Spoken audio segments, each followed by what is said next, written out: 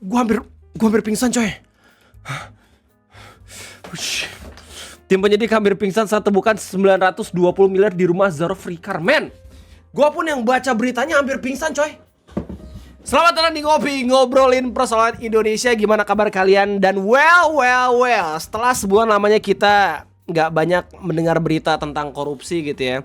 Di tanggal 20 sampai tanggal 22 Mei 2025 kita dikagetkan kembali dengan sebuah berita korupsi yang katanya ada tim penyidik dari Kejaksaan Agung harusnya gitu ya, yang hampir pingsan saat temukan 920 miliar di rumah Zarof Rikar atau mantan pejabat dari Mahkamah Agung.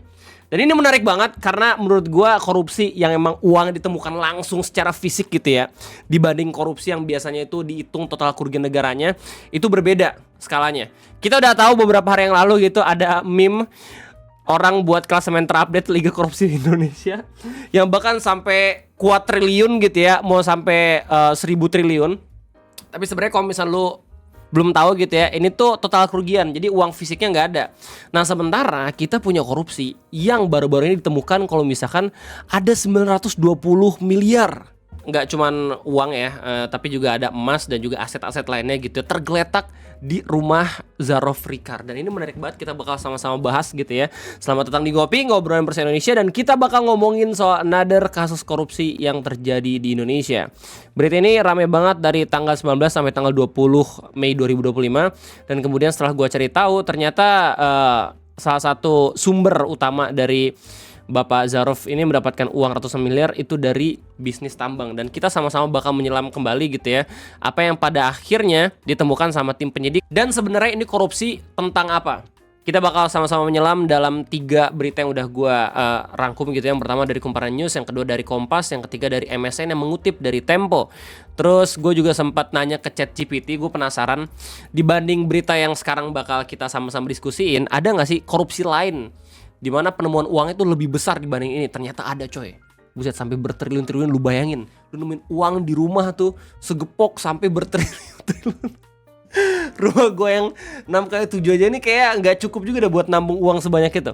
Oke, di sini dari Kumparan News dengan judul Jampitsus cerita jaksa nyaris pingsan temukan uang 920 miliar di rumah Zarof Rikar, menyebutkan kalau misalkan Jaksa Agung Muda Tindak Pidana Khusus Jampitsus Kejaksaan Agung Febri Ardiansyah bercerita, anak buahnya terkejut saat menggeledah rumah eks pejabat Mahkamah Agung Zarof Rikar. Oh, anak buahnya yang terkejut kayak, wah, gaji gua nggak segini. Wah, ini gua nggak tahu gimana. Tuh gue penasaran gitu gimana kagetnya.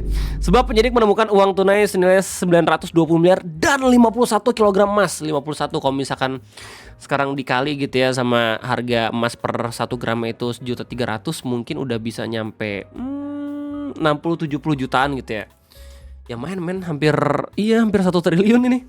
Kami juga kaget, anak buah kami mau pingsan menemukan uang sebanyak itu tergeletak di lantai saat itu, kata Febri dalam rapat dengan Komisi 3 DPR RI tanggal 20 Mei. Oh, dolar juga ada. Meski begitu, Febri menjamin integritas anak buahnya ketika mengamankan barang bukti yang sangat banyak itu. Ia menjelaskan ada mekanisme ketat dalam penyitaan barang bukti untuk menjaga akuntabilitas dan mencegah penyimpangan di lapangan. Iya, katanya dilihatin juga sama kerabat dari koruptornya gitu ya. Terus habis itu sama Pak RT plus sama kalau nggak salah tuh ada kerja sama anggota bank juga biar seenggaknya itu hitungannya lebih presisi.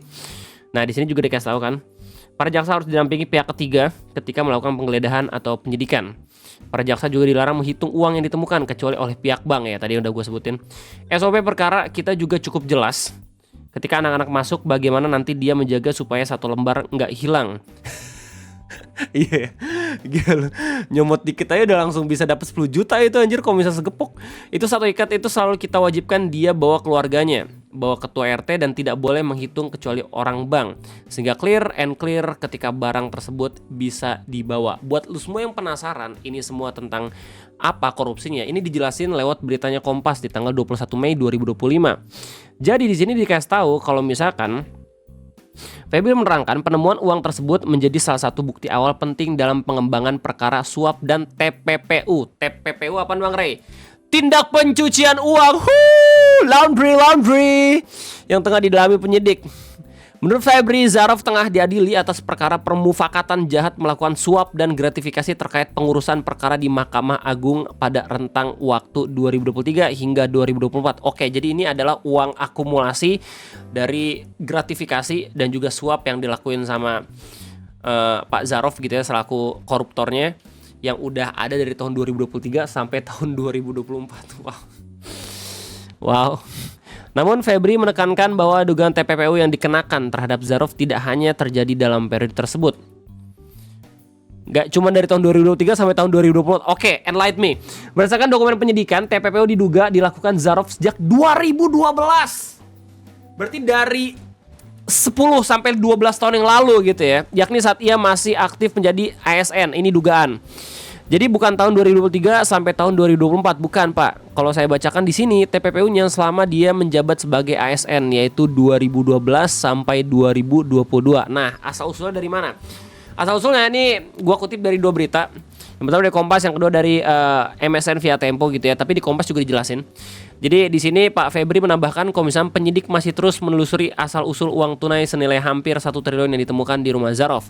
Tantangan kami adalah membuktikan sebanyak ini dari siapa saja, kemudian ke siapa dan apakah uang ini digunakan untuk suap atau titipan dari hakim atau penegak hukum lain. Ini masih dalam proses. Kalau misalkan kita lihat dari pernyataan sebelumnya gitu ya, dan ini adalah akumulasi dari tindak suap dan juga gratifikasi yang diterima sama Pak Zarov dari tahun 2012 sampai tahun 2024. Berarti ini kayak seakan-akan gerbang pembuka untuk menguak another kasus-kasus baru anjir sama tim penyidik. Gila, ini kayaknya beberapa bulan ke depan bakal lebih ramai lagi nih. Kejagung telusuri asal-usul uang. Penyidik masih terus menelusuri asal-usul uang tunai senilai hampir 1 triliun yang ditemukan di rumah Zarov. Tantangan kami ini juga udah gitu. Terus kemudian dikasih tahu dalam pengembangan kasus TPPU, Febri mengungkapkan bahwa 8 aset rumah mewah. Punya 8 rumah coy. Dan 7 bidang tanah. 7 bidang tanah. Sekaya itu, damn. Alhamdulillah ya, gue masih cozy di rumah gue yang sesederhana ini gitu. Kalau misalnya lu semua nanya ke gue, kepikiran gak sih Bang Ray pengen punya rumah yang lebih gede lagi atau punya sebidang tanah untuk cosplay jadi RFS Moon? Jelas pengen lah anjir, siapa yang gak pengen gitu. Tapi kan kita seberusaha mungkinnya itu di jalur yang baik gitu, bukan jalur-jalur yang macam-macam sampai ngerugiin beberapa pihak, ya gak sih? Ya kita mah yang normal-normal aja lah, ya gak? Kalau misalnya pada akhirnya AdSense gede, alhamdulillah cuan. Kalau kagak mah ya udah usaha lagi gitu loh.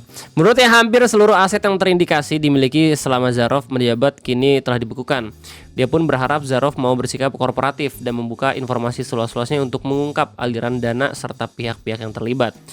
Zarov sekarang sedang kita kejar TPPU-nya. Kita berharap dia mau bercerita banyak termasuk di persidangan. Dalam rapat tersebut, Febri meminta dukungan dari Komisi 3 DPR RI dalam mengawal jalannya penegakan hukum dalam perkara Zarov. Percayalah Pak, bahwa kita berupaya keras untuk melakukan pembuktian tersebut. Saya senang betul kalau dikontrol Komisi 3 secara terbuka. Terus terang kami butuh dukungan Komisi 3, pungkas Febri. Oke, di beritanya MSN, di beritanya Tempo, ini dikasih tahu salah satu sumber aliran dana dari Zarov Free Car yang bilang kalau misalkan doi dapat duit ratusan miliar karena bisnis tambang. Dalam sidang pemeriksaan terdakwa di Pengadilan Tindak Pidana Korupsi Jakarta Pusat, mantan pejabat Mahkamah Agung mengungkapkan asal-usul uang tunainya yang ditemukan di berangkas rumah oleh penyidik Kejaksaan Agung. Terdakwa dalam kasus suap dan gratifikasi perkara Georgius Ronald Tanur itu menjelaskan bahwa sebagian besar kekayaannya berasal dari kegiatan bisnisnya sebagai perantara atau broker jual beli lahan tambang. Oke. Nadar kita mendengar kasus-kasus tambang gitu ya. Emang kalau misalnya kita ngomongin soal Indonesia, bisnis yang paling banyak menguntungkan itu bisnis sumber daya alam anjir. Kayak lu pernah gak sih ngeliat informasi orang-orang terkaya di dunia gitu? Kebanyakan dari mereka itu kayak misalnya dari Korea gitu atau dari Amerika, bisnis mereka itu berhubungan dengan teknologi dan juga pengembangan produk gitu, turunan-turunannya. Cuman mereka tuh gak sekaya orang-orang kaya yang ada di Indonesia gitu, karena Indonesia langsung dari induknya sumber daya alam gitu. Makanya ketika gue ngomong waktu itu tuh gue pernah ngobrol sama anak-anak Yu ngaji gitu, anak-anak Ustadz Felix dan segala macem. Ustadz Felix sendiri ngomong kan kalau misalkan ya di Indonesia itu katanya 99% sumber daya alam katanya, ini mah cuman sekedar fun fact, atau 90% gitu itu dimiliki sama orang-orang kaya. Sementara hampir dari seluruh rakyat Indonesia justru cuma memperebutkan 10% atau 1% dari kekayaan Indonesia sendiri. Sedih ya.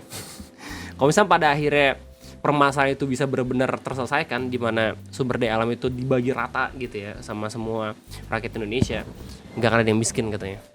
Ia mengaku aktif dalam transaksi lahan tambang emas, batu bara, nikel, buset semuanya coy, hingga pasir laut, dan mendapatkan komisi dari transaksi tersebut. Ini saya jalani sejak tahun 2016 saat menjadi Kepala Badan Penelitian dan Pengembangan Pendidikan dan Pelatihan Hukum dan Peradilan MA. Senin 19 Mei 2025. Ia menyebutkan salah satu lahan tambang emas yang dijualnya berada di Papua. Aduh, orang-orang Papua lagi yang kena. Dari transaksi tersebut ia pernah memperoleh komisi sekitar 10 miliar yang menurutnya berasal dari seorang kontraktor dan pemilik tambang di wilayah tersebut. Uang tersebut kemudian disimpannya dalam bentuk dolar Singapura di brankas pribadi. Selain dari jual beli lahan tambang emas, Zarov juga mengaku pernah mendapatkan komisi dari pertemuan pemilik serta pembeli lahan tambang nikel dan batu bara. Jadi perantara emang cuan banget ya ternyata ya. Kalau misalnya dilihat dari berita ini, dari transaksi itu disebutkan bahwa uang komisi yang diterimanya berjumlah 10 juta dolar Amerika Serikat atau setara dengan 100 miliar. Ini saat sebelum saya menjadi kepala badan, tetapi sudah di MA. Uangnya saya simpan saja di berangkas rumah, tuturnya. Oke. Untuk menutup berita ini, kita bakal sama-sama lihat apakah ada kasus korupsi lain yang lebih besar. Kalau misalnya kita ngomongin soal penemuan uang tunai, ternyata ada gitu ya. Kalau misalnya gue tanya via ChatGPT, dan ChatGPT ini langsung beritanya diambil dari website kejaksaan.